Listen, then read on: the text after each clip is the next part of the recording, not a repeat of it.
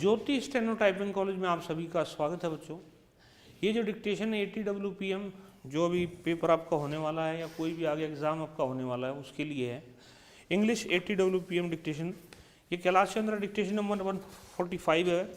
इसको अनसीन की तरह लिखें, पहले लिखें फिर इसको टाइप भी करें और उसके बाद जो जो आउटलाइन नहीं आई है उसको आप फिर वहाँ से देख भी लें, तो जिससे जो है आगे जो है उस तरह की गलतियाँ आप ना कर पाएँ। तो dictation start after 5 second. Mr. Chairman, I wish to support this bill not because this is really a measure which will improve the conditions under which these institutions have come into existence in our country, but because I feel even a small thing like this, which will regulate the running of these homes, might do some temporary good. If we examine the reasons why these homes have come into existence, we will find that it is really a reflection on the social backwardness, because women are not education, because women do not have the right to own property. Naturally, they deserted, neglected, and we driven to the necessity of going into these homes run by the men in our society. These people run these homes under the guise of public charity, but these homes under the guise of public centers of immoral traffic in our cities. These institutions are not only not run by the state as they should be, but they are run by religious and semi-religious bodies by the so-called public-spirited men in our country. And as has been pointed out just now, it is stated in the report of the committee appointed by the Ministry of Welfare that they are even being financed by state funds grants made by the Ministry of Welfare, that they are even being financed by state funds grants made by the Ministry of Welfare, are used by such institutions for unethical purposes.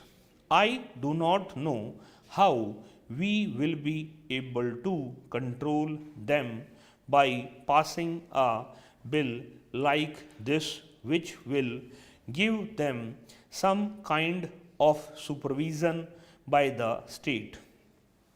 Sir, I was personally connected with an institution in Uttar Pradesh, and it was an institution which was run under the name of Mahila Ashram, and the entire committee in control of that Mahila Ashram consisted of some of the lawyers and doctors of the capital of Uttar Pradesh. The means by which they secured the finance to run this institution will prove on what basis this institution is running. For every month, then an inmate spends in that home, the prospective husband will be to pay at the rate of so many rupees per month. The only idea of this institution is to get the inmates married, and once they are married, they do not keep a record of the marriage. They do not keep any record of what happens to the inmates after marriage. Everybody knows that they are taken to other provinces by the operating gangs. Sir, one of the institutions quoted in that report is worth mentioning here. The committee went to Gaya in Bihar and they found that these women were practically locked up as if they were prisoners in that house, and then they were asked as to how many of them would like to stay there. This is typical not of a few but of the majority of the houses run under the name of women's homes or under the grand name of Mahila Ashrams. Only the other day in the Times of India, we read about a children's home run in Delhi with the financial aid of the Ministry of Welfare. Just to give a grant to an institution because it bears the name of women and children, even when it is supervised by a visiting committee or visiting men, does not really mean that we are solving the problem. Money can be wasted. In fact, in our country, lakhs and lakhs of rupees are wasted by giving indiscriminate grants to institutions which are either run by semi-religious or semi-social welfare bodies, and I think the government, if not private members, should bring forward a bill which would be for the abolition or total suppression of these homes. The only way to suppress the mishandling of this problem is to suppress the homes. Another thing I want to point out is that these homes flourish in a large way in those areas where social customs have militated against women.